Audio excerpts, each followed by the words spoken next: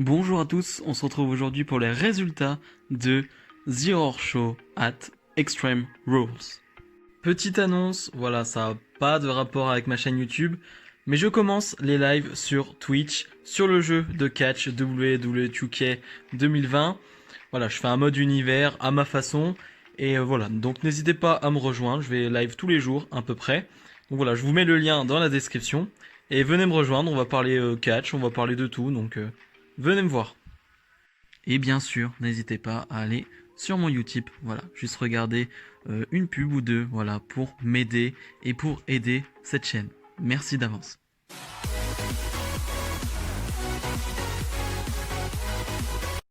En termes de hype, encore une fois, ma hype pendant toute la semaine n'a cessé de grandir. C'est comme d'habitude avec les pay-per-view de la WWE. L'euro d'avant, j'en ai un peu rien à faire. Et dès qu'on arrive le dimanche, 10 minutes avant le show, et bah j'ai qu'une envie, c'est que ça commence et de voir ce que la WWE va nous proposer. Donc c'est comme d'habitude, j'ai toujours le même sentiment dans tous les cas. Et il y a vraiment 2-3 matchs qui m'intéressaient, même si la carte en elle-même, voilà, me vendait pas du rêve. Mais il y a forcément des trucs qui t'intéressent, comme le Swamp Match, comme le Rey Mysterio Rollins, comme le Asuka Sasha Banks. Il y a quand même une carte intéressante, donc forcément ma hype était présente. On nous avait annoncé 1 heure avant le show, quelque chose comme ça, que dans le kick-off, on allait avoir Kevin Owens face à Buddy Murphy. Bon, il n'y a pas grand-chose à retenir, c'était un bon petit match de 10 minutes. Voilà, Kevin Owens va l'emporter, mais vraiment rien à retenir de ce kick-off. Je pense que maintenant, il va falloir se tourner vers autre chose pour Owens, arrêter cette feud avec Rollins et tout son clan. Il faut s'arrêter là, il faut trouver voilà, quelque chose d'autre. Mais vraiment, rien à retenir de ce kick-off. Pour ouvrir le show, les champions tag de SmackDown, le New Day, défendent face à Cesaro et Nakamura dans un match en table. Il n'y a pas une grande histoire derrière, franchement c'est pas l'histoire qui est intéressante là-dedans, très clairement. Il y a peut-être une fausse note que je dirais, c'est que ce match on l'a déjà vu en weekly, parce que voilà, ils ont fait un match en weekly avec Biggie, Cesaro, mais on l'a déjà vu il y a 2 semaines, voilà, dans un match pour le titre. C'est juste dommage de ne pas avoir gardé cette exclusivité pour le pay-per-view, parce que sinon le match en lui-même, dans un match en table, était vraiment excellent. C'était vraiment du très très haut niveau. Euh, En plus le fait que voilà, ce soit un match en table, donc tous les catcheurs sont sur le ring, ça rajoute du dynamisme, voilà, ça rajoute quelque chose de frais, on va dire, parce que ça aurait été encore une configuration avec un contre un, et on l'a déjà vu, encore une fois, et là pour le coup, ouais, ça rajoutait quelque chose, il y avait quelque chose de très fluide, de très rapide, et j'ai vraiment adoré. Grosse prestation de Kofi Kingston, mais on a l'habitude, voilà. Grosse prestation de Cesaro aussi, et on a l'habitude aussi, mais Cesaro qui est toujours excellent dans ses matchs tag où il faut se donner, où il faut aller vite, où il faut enchaîner les prises, il faut enchaîner les moves, il faut enchaîner les spots. Vraiment, Cesaro est excellent là-dedans, il n'y a vraiment rien à dire. Et au final, on va terminer avec un gros spot, voilà, une grosse powerbomb de Nakamura et Cesaro sur 2 tables, voilà, sur Kofi Kingston, ce qui donne la victoire à Cesaro et Nakamura. Donc, ils sont les nouveaux champions par équipe. Et vraiment, le spot est incroyable. Vraiment, le spot est très dangereux, j'ai envie de dire. Je pense que Kofi va bien, hein. J'ai pas vu d'alerte de l'arbitre ou quoi que ce soit, ou des médecins. Je pense que Kofi va très bien. Mais Kofi prend un très gros bump. Et j'ai envie de dire, je trouve que c'est la bonne solution. Voilà, Cesaro et Nakamura, je trouve que ça fonctionne très bien. Je trouve que ça rajoute, pareil, de la fraîcheur dans cette division tag. Et même si c'est compliqué, parce que voilà, la WWE de toute façon s'en fiche de cette division tag de Raw, de SmackDown, la WWE s'en fiche totalement. Mais je trouve qu'il faudrait un peu donner de temps à Kofi et Biggie, c'est-à-dire ne pas les mettre à l'antenne pendant un moment. Ou voilà, je pense qu'ils méritent un peu de time off, comme on dit. Même si je sais que c'est compliqué cette division tag, il n'y a personne après derrière, je le sais. Mais je trouve que voilà, il faut pas non plus trop les mettre à l'antenne encore et encore. Ils méritent voilà, du temps de repos. Et pour Cesaro Nakamura, je pense que tu peux les faire feud avec la Lucha House Party. Je pense que tu peux, ça peut être très intéressant. Donc moi je suis plutôt content que Cesaro et Nakamura aient gagné ce titre. Match pour le titre féminin de SmackDown. Bayley défend face à Nikki Cross. Je vais pas vous mentir, j'avais zéro hype sur ce match, vraiment. j'attendais rien. J'attendais vraiment rien. J'avais pas envie de le voir. Je vais pas vous mentir non plus, j'ai pas été très attentif sur ce match non plus. Je peux juste vous dire que c'était un match ou deux weekly, c'est-à-dire un match qu'on a déjà vu entre les deux. Il n'y a pas de fausses notes, il n'y a pas de botch, mais il n'y a rien d'incroyable, il n'y a rien de fou. On a encore une Sasha Banks qui prend vraiment beaucoup d'attention, c'est-à-dire que vraiment tu regardes pas que elle pendant le match, mais voilà, je la trouve excellente dans son rôle. Mais sinon, le match en lui-même, vraiment, il n'y a vraiment pas grand-chose à retenir. Vraiment pas grand-chose. Ça se finit en plus. Bon, Sasha Banks qui, encore une fois, fait gagner, on va dire, Bayley avec une intervention. Bayley qui conserve, mais j'ai envie de dire, il faudrait peut-être que Bayley puisse remporter des matchs toute seule. Alors, c'est très bien que Sasha Banks soit là, mais Sasha Banks peut être là et Bayley peut remporter son match tout seul. Ce n'est pas parce que c'est une heel qu'elle doit remporter tous ses matchs avec une intervention. Là, c'était face à Nikki Cross. Nikki Cross, elle n'a pas été construite incroyablement. C'est pas une déesse, c'est pas, voilà, c'est pas incroyable. On pouvait la faire gagner clean, très clairement, parce que voilà, c'est que Nikki Cross, j'ai envie de dire, en face. Mais voilà, donc du coup, pour la suite pour Bayley, on verra bien. Je mise toujours sur Sasha Banks, mais je ne sais pas. Et pour Nikki Cross, peu importe, vraiment peu importe, mais juste qu'elle se sépare d'Alexa Bliss, moi ça conviendrait. C'est vraiment ce que je souhaite, surtout que Alexa Bliss se sépare de Nikki Cross et qu'Alexa Bliss parte dans un truc solo. Mais voilà, moi je ne peux plus. Nikki Cross, j'ai vraiment un problème. MVP arrive avec Bobby Lashley sur le ring pour son match face à Apollo Crews pour le nouveau titre des États-Unis. Et en fait, ils vont nous dire tout simplement que Apollo Crews n'est pas apte à catcher ce soir. Et MVP va donc prendre le titre des États-Unis et dire qu'il a remporté le titre. Voilà, c'est très bref, c'est très court, mais c'est les seules informations qu'on nous donne. Donc j'ai pas lu les news pour le moment. Je sais pas si Apollo Crews est vraiment blessé. Je sais pas si ça fait part de la storyline, mais je comprends pas trop. C'est-à-dire que on nous l'a annoncé depuis une semaine ou deux quand même ce match. Là on attendait. Alors j'étais pas comme un fou devant ce match. Je vais pas vous mentir, j'étais pas non plus déçu qu'on ait pas ce match, clairement. Mais c'est un peu de la publicité mensongère, très clairement, et j'aime pas trop ça. J'aime pas trop le principe. J'attends de voir les news, j'attends de voir ce qu'ils vont faire ensuite, mais ça me plaît pas trop. Rey Mysterio face à Seth Rollins dans un œil pour œil match. Oula, il y a énormément de choses à dire. Déjà, revenons sur cette histoire que je trouvais parfaite, c'est-à-dire que je la trouve parfaitement amenée de bout en bout. Vraiment, je trouve pas de fausses notes. Je trouve que l'ajout de Dominique dans cette histoire est très bien. Je trouve que l'ajout de Aleister et Humberto Carrillo par moment était top. Et Rollins, comme d'habitude, nous a sorti de top promo. Et Rey Mysterio avec son fils. J'ai trouvé ça très bien fait. Vraiment très bien. J'ai pas de fausses notes. Et le match tombait au bon moment. C'est-à-dire qu'au moment où tu ne te lasses pas, au moment où tu as la hype. Et il y avait cette stipulation de œil pour œil où en gros, tu devais arracher l'œil de ton adversaire. En gros, c'est ça. C'est-à-dire que c'est bizarre, c'est quelque chose qu'on n'a jamais vu. Et donc on a ce match qui va débuter avec une séquence de frappage, de grosses voilà, bastons, mais avec des objets. Voilà, c'est vraiment pas un match de pur catch au tout début. Et c'est très violent. C'est-à-dire qu'on a vraiment des spots où ils vont tout trouver, ils vont tout chercher pour enlever l'œil de l'autre. Personnellement, j'ai aimé. Personnellement, j'ai aimé parce que c'est le principe de la feud, c'est le principe du match. Donc c'est normal qu'ils cherchent à faire ça. Et j'ai trouvé ça bien amené, c'est-à-dire que c'était pas lent, c'était pas chiant, c'était vraiment pas chiant, vraiment c'était pas chiant. Et en plus de ça, tu as vraiment quelques phases in-ring qui te redonnent ouais, un petit coup de boost au match, un peu de dynamisme. Et les phases in-ring entre Rey Mysterio et Seth Rollins sont incroyables, vraiment il n'y a rien à dire. Et certains ne vont pas aimer parce que voilà, le match n'est pas un pur match in-ring, je le comprends. Mais personnellement, j'aime bien le mix des deux. Et forcément, on va parler de cette fin où Rollins va prendre le dessus sur Rey Mysterio et va mettre l'œil de Rey Mysterio, on va dire, sur l'escalier et va l'emporter. Et Rollins va avoir ce regard de ah merde, j'ai fait ça.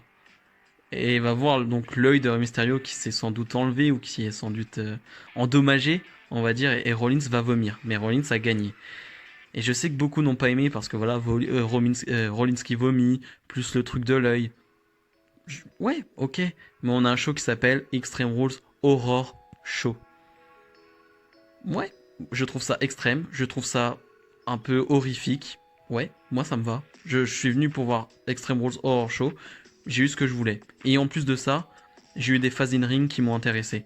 Donc moi, franchement, j'ai vraiment bien aimé. Et le résultat du match avec la victoire de Rollins, qui est même dégoûté par ce qu'il a fait, je trouve ça génial. Je trouve ça vraiment génial. Maintenant, on ne sait pas si ce sera la fin de Rey Mysterio à la WWE. Il y a plein de rumeurs. On verra, parce qu'il y a toutes les rumeurs qu'il y a eu sur Rey Mysterio qui ont été fausses ces derniers temps. Je les compte même plus. Mais vraiment, moi j'ai adoré. Je sais pas, je sais que voilà, il y en a beaucoup sur Twitter qui ont pas aimé parce que voilà, c'est pas du catch pour eux, voilà. Ok, je peux comprendre. Mais moi personnellement, j'ai voulu voir un truc d'horreur, un truc extrême. C'est ce que j'ai vu. Je suis content. Je suis vraiment content de ce que j'ai vu. Asuka, la championne d'Euro, défend son titre face à Sasha Banks.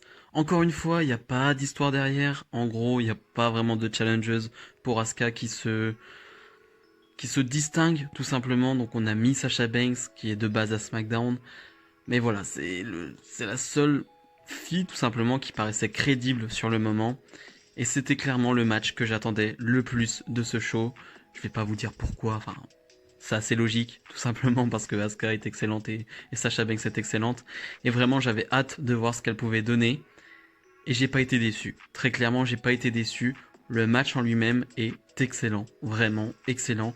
J'ai pas de fausses notes dans le match, à part peut-être à un moment du match où Sasha Banks va botcher, mais on va dire qu'elle se fait mal au genou à un moment donné, voilà, ce qui cause un peu ce botch. Je lui en veux pas vraiment parce que ça paraissait crédible et réel, on va dire, avec le gros spot, la grosse chute qu'elle a eue juste avant. Et je vais même pas parler forcément de Asuka sur ce match, je veux vraiment faire un détail, enfin un détaillé, on va dire, sur un avis détaillé sur Sasha Banks parce que Asuka est excellente depuis des mois, on le sait, il y a aucun souci là-dessus. Mais Sasha Banks qui revient de blessure de temps, enfin, elle ne fait que ça, j'ai envie de dire Sasha Banks, souvent blessée, mais qu'est-ce qu'elle est forte sur le ring, qu'est-ce qu'elle est douée. Et là, contre Yoshirai, on avait vu une Sasha Banks plutôt safe, ce qu'on n'a pas l'habitude de voir. Voilà, très très bonne sur le ring, mais très safe. Là, face à Asuka, je trouve qu'on a eu tout l'inverse. Vraiment, on a eu la Sasha Banks qu'on connaît depuis qu'elle a la WWE, c'est-à-dire qui prend énormément de risques, vraiment énormément de risques. Même si elle va se faire extrêmement mal, il y a beaucoup de German qui sont rudes à voir, vraiment quand elle retombe sur sa nuque. Ouais, c'est très très chaud. Et vraiment, t'as la Sasha Banks très folle, très... ouais, c'est Sasha Banks, tout simplement. Et oui, c'est dangereux pour elle, mais c'est la Sasha Banks qu'on connaît et c'est celle qui nous fait vibrer en même temps. Et on a cette fin de match. C'est-à-dire que je passais vraiment un extrêmement bon moment. J'attendais la fin de match. Je m'attendais à une intervention de Bayley, quelque chose comme ça. Et ils ont réussi à tout gâcher. Encore une fois, je crois que c'est une phrase que je dis quasiment à chaque pay-per-view.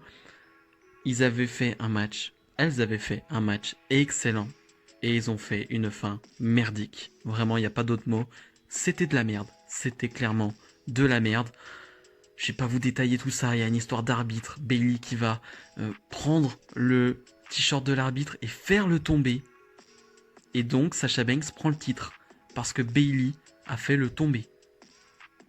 Où est la logique? Où est la putain de logique? On va sonner la cloche, Sasha Banks va repartir avec le titre d'Euro. Non, ça ne peut pas se passer comme ça, ça ne peut pas. On sait très bien comment ça va se passer à Raw, va y avoir une décision de je ne sais qui parce qu'il n'y a pas de general manager, donc je ne sais pas comment ça va se passer. Mais très clairement, non. Bayley n'est pas arbitre, même si elle porte le t-shirt, ça ne se passe pas comme ça.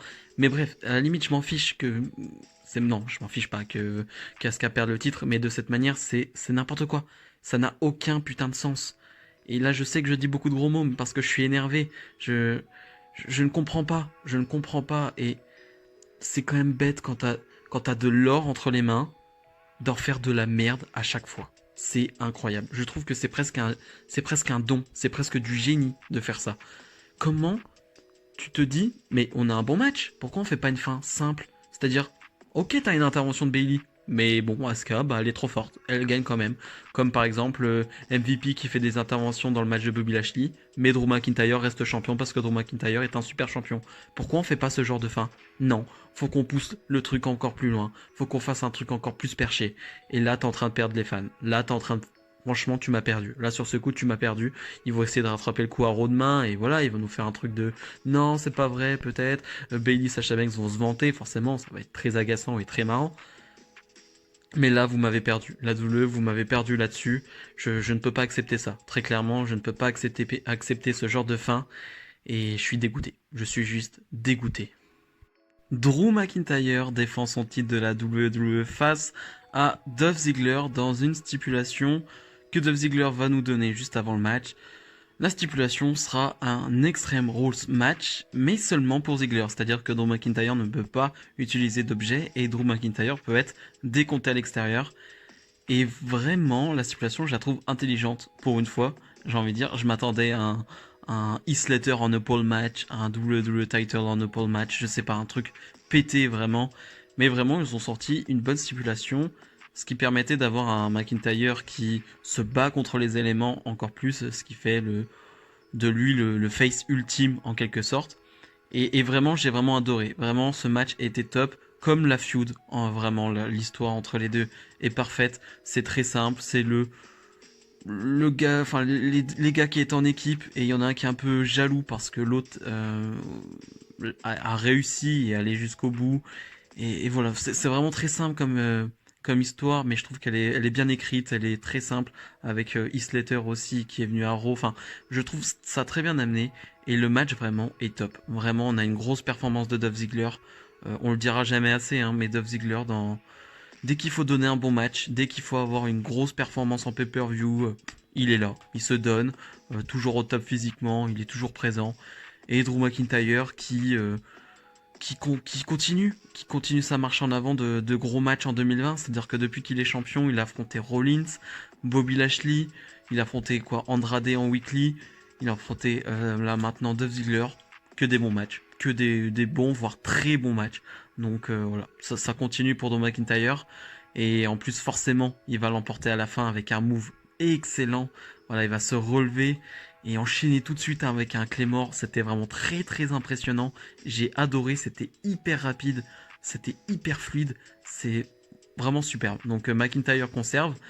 Et maintenant, qu'est-ce qu'on attend pour avoir Drew McIntyre face à Randy Orton? Est-ce que c'est ce qu'on va avoir pour SummerSlam? Est-ce que les rumeurs disent vrai? Est-ce que vraiment Drew McIntyre va se retrouver face, j'ai envie de dire, à du gros calibre pour une fois? Parce que pour l'instant, on a eu du Lashley, on a eu du Rollins, on a eu du Ziggler, mais ce n'est pas d'un niveau du Legend Killer, d'un Hall of Famer, d'un futur Hall of Famer, d'une légende de la WWE. On n'est pas à ce niveau-là. Et là, clairement, si tu arrives face à Orton, que tu gagnes ou que tu perdes, ça, on en rediscutera. Mais là, t'as un très gros prestige. T'as un step à passer, très clairement. C'est vraiment le moment. C'est le SummerSlam avec Drew McIntyre Orton. Je trouve que ce serait le bon moment. Mais bon, on verra bien ce qu'ils vont nous faire. Le main event, Bray Wyatt face à Braun Strowman dans un match du Marais, le Marais de Bray Wyatt. Un match qui n'est pas pour le titre de Braun Strowman. Ce match intervient, voilà, on va dire, après une feud où voilà, il y a eu la victoire de Braun Strowman à Money in the Bank face à Bray Wyatt. Bray Wyatt est revenu. Bon, l'histoire, c'est un peu la même chose, hein, ça se répète, mais je trouve qu'on a eu un Braun Strowman plus agressif ces dernières semaines, plus féroce, et un Braun Strowman qui ressemble plus au monstre qu'il doit être, et au Braun Strowman que moi personnellement je préfère. Voilà, c'est vraiment le Braun Strowman là que je préfère voir, et il a même été capable de nous sortir deux bonnes promos. Donc vraiment, chapeau à Braun Strowman. Et donc on a ce match, ce segment match, je sais même pas si je dois appeler ça un match, très clairement. Je vais être perdu, complètement perdu. C'est-à-dire que j'ai eu le même sentiment qu'après le match Bray Wyatt-Cena de WrestleMania, le match, si vous voulez, segment. C'est-à-dire que j'ai aimé le moment que j'ai passé, je l'ai regardé plusieurs fois. Il y a des références que je n'aurai pas, que je vais peut-être obtenir, que je vais chercher, que j'aurai peut-être d'ici quelques jours, quelques semaines, d'autres que j'ai eu, et donc forcément j'ai tout compris, j'ai compris certaines choses, mais dans l'ensemble, ce truc, je sais pas comment l'appeler, je l'ai aimé, je l'ai apprécié. C'était censé nous faire peur, voilà, The Horror Show. Et personnellement, j'ai eu peur. Après, je sais que moi, c'est très facile de me faire peur. Voilà, je suis un peu une chochotte, on va pas se mentir. Et personnellement, j'ai eu peur. À 3 heures du matin, devant ma télé, en voyant ça, en voyant Bray Wyatt, en voyant cet univers, cette ambiance qui a été instaurée, j'ai eu peur. Ça sera pas un avis général parce que voilà, comme je vous le dis, mon avis là-dessus est très n'est pas très important. Mais moi j'ai eu peur. J'ai vraiment ressenti un truc en regardant ça. Je me suis pas ennuyé. Il était 3 heures et quelques. J'ai pas ressenti la fatigue, ce qui veut dire clairement que c'était divertissant, ça m'a diverti.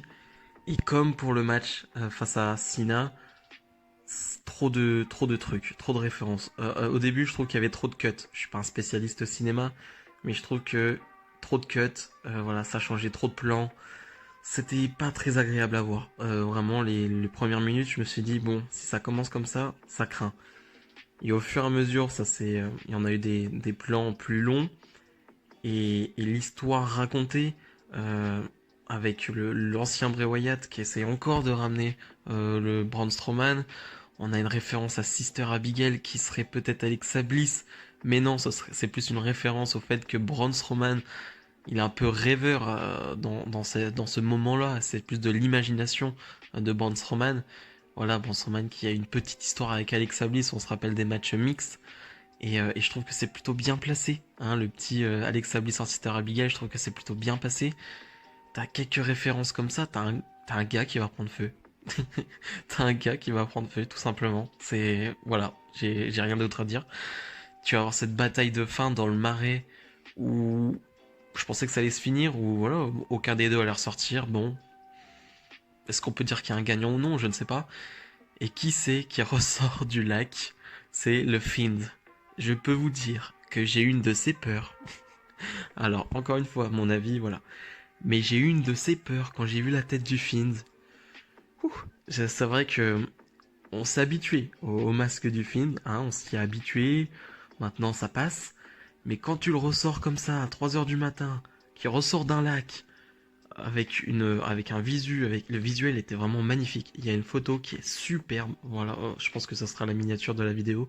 La photo du film, elle est superbe. C'est peut-être la plus belle photo du film que j'ai vue. Et ça se termine là-dessus. Donc, on suppose que c'est Bray Wyatt le film qui a gagné. On sait pas trop. On en saura plus la semaine prochaine. Mais voilà, je suis troublé. Je suis perdu, très clairement, mais j'ai bien aimé ce moment. Je ne saurais pas vraiment dire pourquoi, mais j'ai aimé. J'ai aimé. En bilan, on voulait un show de l'horreur, on l'a eu. C'est-à-dire que pour moi, pour une fois, les matchs, les thématiques, les stipulations, l'environnement, je veux dire, étaient faits autour du nom du show, du concept du show. Et pour une fois, ils l'ont fait. D'habitude, on se plaint parce que voilà, t'as Extreme Rules et il n'y a jamais de stipulation.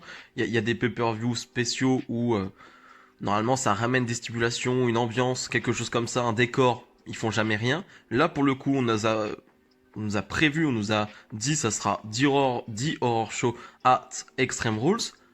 Pour moi, c'était ça. C'était ça. Et en plus, alors, il y a des fins de match qui sont discutables. Moi, je déteste la fin de Asuka Sasha Banks. Mais les autres, je les adore. J'adore les autres fins. Je sais que c'est un peu plus partagé.